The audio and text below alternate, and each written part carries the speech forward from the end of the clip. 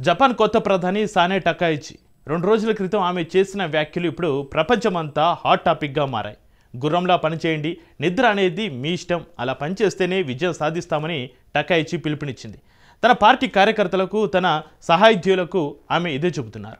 ఇప్పటికే ఎక్కువ పని చేయాలని పలు కంపెనీల బాసులు పిలుపునివ్వడంపైనే ఆందోళనకు తావిచ్చింది. అలాంటిది టకాయిచి ఈ వ్యాఖ్యలు చేయడంతో మళ్ళీ వర్క్ లైఫ్ బ్యాలెన్స్పై చర్చ మొదలైంది. అసలు రోజులో ఎన్ని గంటలు పని చేయాలి? విజేతలంతా ఎక్కువ రోజులో ఎక్కువ సమయం పని ఎలా చేశారు? పని ఎక్కువ, నిద్ర తక్కువ అయితే ఏం జరుగుతుంది? Watch the story. గుర్రంలా మనుషులు పని చేస్తారా? గంటల తరబడి పని చేస్తేనే సక్సెస్ సాధ్యమా? నిద్ర లేకుండా పనిచేస్తే ఏమవుతుంది? జపాన్ రాజధాని నగరం టోక్యోలో 5 నుంచి 7 గంటల మధ్యలో సూర్యుడు ఉదయిస్తాడు. అది కూడా సీజన్ బట్టి సూర్యోదయం టైమింగ్ మారుతూ ఉంటుంది. కానీ ఇప్పుడు జపాన్లో సూర్యుడినే మించిపోయే వ్యక్తి ఒకరున్నారు. ఆ వ్యక్తి ఎవరో కాదు, జపాన్ తొలి కొత్త మహిళా ప్రధాని సానే టకాయిచి.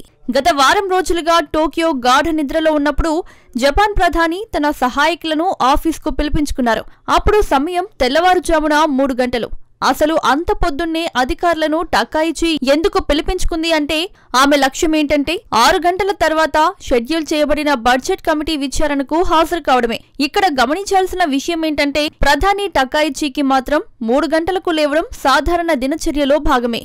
పాత జపాన్ సూత్రమైన పని పని పని అనే సిద్ధాంతం ఆధారంగానే ఆమె జీవనశైలి రూపుదిద్దుకుంది. ప్రస్తుతం తాను 2 గంటలే నిద్రపోతానని, అదృష్టం ఉంటే 4 గంటలు నిద్రపోతానని జపాన్ ప్రధాని చెబుతున్నారు.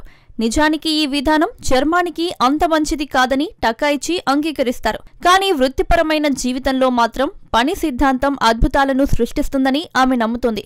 అంతేకాదు తన సహోద్యోగులను కూడా ఈ విధానమే పాటించాలని జపాన్ ప్రధాని పిలుపునిస్తోంది.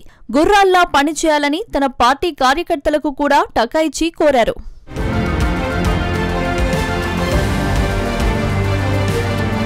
ప్రధాని రాత్రింబవళ్లు పనిచేయడం వినడానికి స్ఫూర్తిదాయకంగా అనిపించవచ్చు.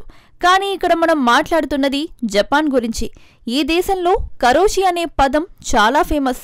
ఆ పదం అర్థమేంటో తెలుసా? కరోషి అంటే అతిగా పనిచేయడంతో సంభవించే మరణం. కరోషి మరణాలు జపాన్లో లెక్కే లేదు. 1970, 1980లో జపాన్ ఆర్థిక వ్యవస్థ అత్యంత వేగంగా అభివృద్ధి చెందింది. అందుకు కారణం జపనీయుల కఠోర శ్రమనే కారణమని ప్రపంచం భావించింది. నిజానికి ప్రపంచం భావించింది కూడా నిజమే. వారి పరిశ్రమలు ఆధునికంగా ఉండడం, కార్మిక సంఘాలు క్రమశిక్షణ, జపనీయులు పొదుపు పాటించడంతో ఆ దేశం భారీగా వృద్ధిని అప్పట్లో సాధించింది. ఎక్కువ పని చేయడంతో సక్సెస్ అనేది సాంస్కృతిక భావన మాత్రమే. ఆర్థికంగా మాత్రం ఎక్కువ పని చేయడం తప్పనిసరి అవసరం కాదు. అయితే ఈ పని పని పని అంటూ జపాన్ నినదించింది. ఈ సంస్కృతి మరింత బలపడింది. అదే సూత్రమే క్రమంగా ప్రాణాలను బలి తీసుకోవడం మొదలుపెట్టింది. ఈ నేపథ్యంలోనే కరోషి అనే పదం పుట్టింది. ఈ పరిస్థితి నేటికి జపాన్లో కొనసాగుతోంది. ఈ రోజుకు కూడా సగటు జపనీయుడు కేవలం 7 గంటలు మాత్రమే నిద్రపోతున్నాడు. ఇది ప్రపంచవ్యాప్తంగా సగటు నిద్రకు 38 నిమిషాలు తక్కువ. సాధారణంగా జపాన్లో ఆఫీస్ నుంచి బయటపడితే పని ముగిసిపోదు. సహోద్యోగులతో కలిసి తిరగాలి, బాసులతో కలిసి పానీయం సేవించాలి, పరిచయస్తులతో కలిసి అర్ధరాత్రి న్యూడిల్స్ తినాలి. అప్పుడే డే ముగుస్తుంది.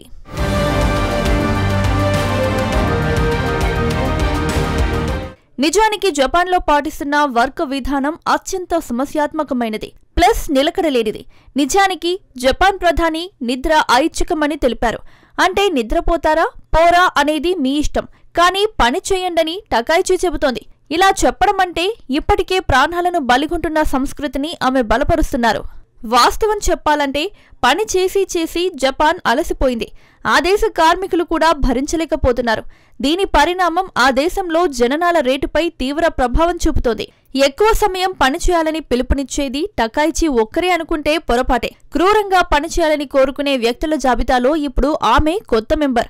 వారానికి 40 గంటలు మాత్రమే పనిచేస్తామంటే ప్రపంచం మార్పు దిశగా వెళ్లదని టెస్లా బాస్ ఇలన్ మస్క్ సెలవిస్తున్నాడు. పని జీవిత సమతుల్యత కంటే పని జీవిత సామరస్యాన్ని ఇష్టపడతానని అమెజాన్ వ్యవస్థాపకుడు జెఫ్ బెజోస్ చెబుతున్నాడు. వారానికి 70 గంటలు పనిచేయాలంటూ ఇన్ఫోసిస్ సహ వ్యవస్థాపకుడు నారాయణమూర్తి నినదిస్తున్నాడు. నిత్యం 12 గంటలు పనిచేయడం ఒక వరమని ఆలీబాబా చీఫ్ జాక్ మా చెబుతున్నాడు. పని, జీవిత సమతుల్యత అసలు వద్దని పెప్సీ మాజీ సీఈఓ ఇంద్రాను డిమాండ్ చేస్తున్నారు. విశ్రాంతి అనేది పాపమేనని బాలీవుడ్ యాక్టర్ షారుఖ్ ఖాన్ ఒకసారి ప్రస్తావించాడు. ఇక్కడ ఒక నమూనా కనిపిస్తోంది. విజయవంతమైన వ్యక్తుల సీక్రెట్ ఎక్కువ పని చేయడమేనని చెబుతున్నారు.